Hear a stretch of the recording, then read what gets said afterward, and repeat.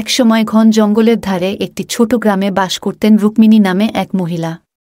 তিনি তার সৌন্দর্য এবং দয়ার জন্য পরিচিত ছিলেন।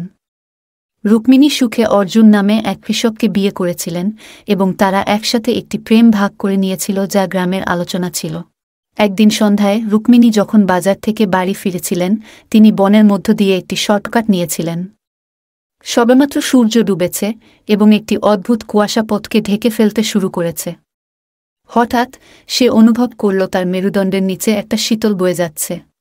ছায়া থেকে বেরিয়ে এল একটি সাদা শাড়ি পরা একটি মূর্তি, লম্বা, প্রবাহিত চুল এবং বিদ্ধ লাল চোখ।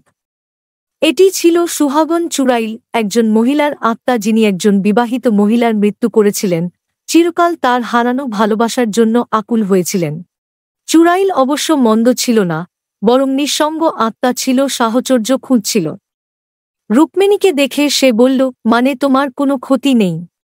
আমি এই বনে আবদ্ধ এবং আমি একবার যে ভালোবাসা পেয়েছি তার জন্য আমি আকাঙ্ক্ষা করছি।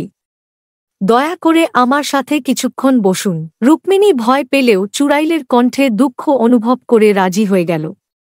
তারা একসাথে বসেছিল এবং চুড়াইল তার হারিয়ে যাওয়া ভালোবাসা এবং চিরন্তন একাকিত্বের গল্প ভাগ করেছিল। রুক্মিণী সহানুভূতি সহকারে শুনেছিলেন, বুঝতে পেরেছিলেন যে এমনকি পরবর্তী জীবনেও প্রেমের আকাঙ্ক্ষা গভীর এবং হৃদয়বিদারক হতে পারে।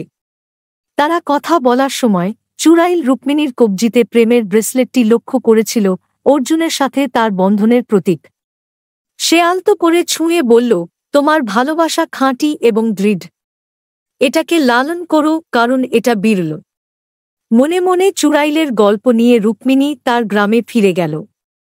তিনি এটি গ্রামবাসীদের সাথে শেয়ার করেছেন, যারা বন এবং এর মধ্যে থাকা আত্মাকে সম্মান করতে শিখেছে। সেই দিন থেকে সুহাগন চুড়াইলকে আর কখনো দেখা যায়নি, তবে গ্রামবাসীরা প্রায়শই তার উপস্থিতি অনুভব করত, তাদের সুরক্ষা এবং পর্যবেক্ষণ করত। এবং তাই সুহাগন চুড়াইলের গল্পটি ভালোবাসাকে লালন করার এবং এমনকি নিঃসঙ্গতম আত্মার প্রতি সদয় হওয়ার অনুস্মারক হয়ে উঠেছে। কারণ বোঝার এবং সহানুভূতিতে আমরা সত্যিকারের সংযোগ এবং শান্তি খুঁজে পাই।